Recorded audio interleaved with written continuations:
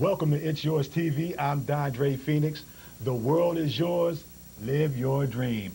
And don't forget to go to itzyourradio.com, itzyourradio.com for all show information and guest information as well. And today's guest is someone who's very inspirational, and she's the epitome of never giving up and never letting anything hold you back.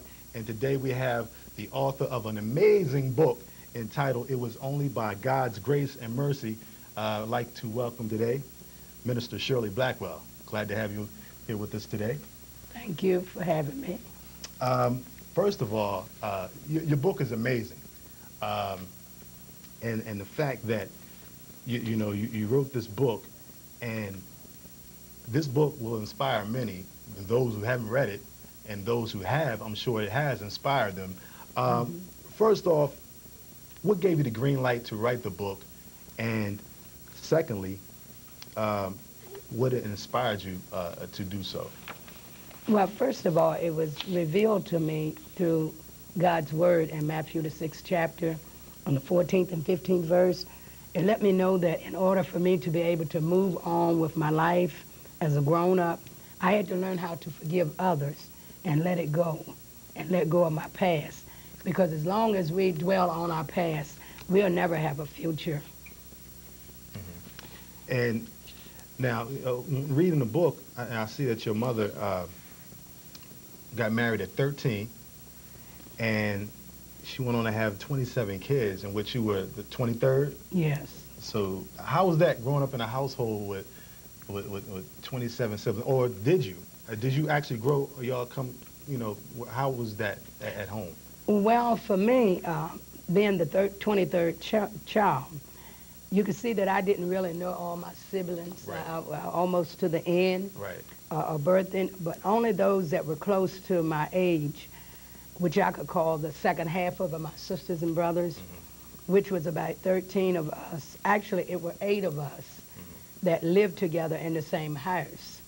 Because by the time I was born, my older brothers and sisters had families of their own, and we would go back to Florida for visiting.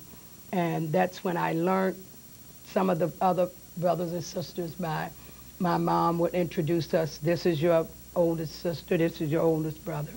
And we introduced their children. So it's so many of us.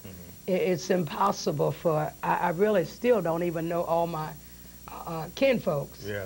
But that's a challenge to me, because we can, each time we go back to our home, there's other family members is added on.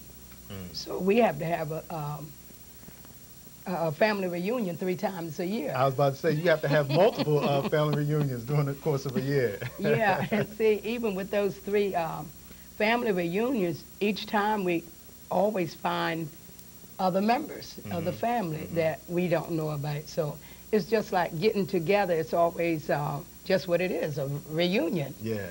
Finding out what's next or who's next. Yeah, yeah, because you don't want to run into cousin or somebody in Walmart. And right.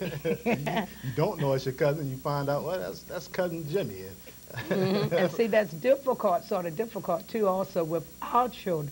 Right. Growing up and not knowing who they're kin to. We don't want our siblings end up marrying siblings. That's my point. Yeah. Exactly. I'm talking about, when I said I'm speaking of the younger kids, because they get out mingling and and having a good time, right. and parties and different events, and run across family members. But that's incredible. So you had 13. 13 that was right with us, yeah. Right there. And the older ones would. It was a joy growing up, in spite of the tragedy or disaster that happened to us. But it was a joy, because our older sisters and brothers would always protect the little ones. Right, right. So we always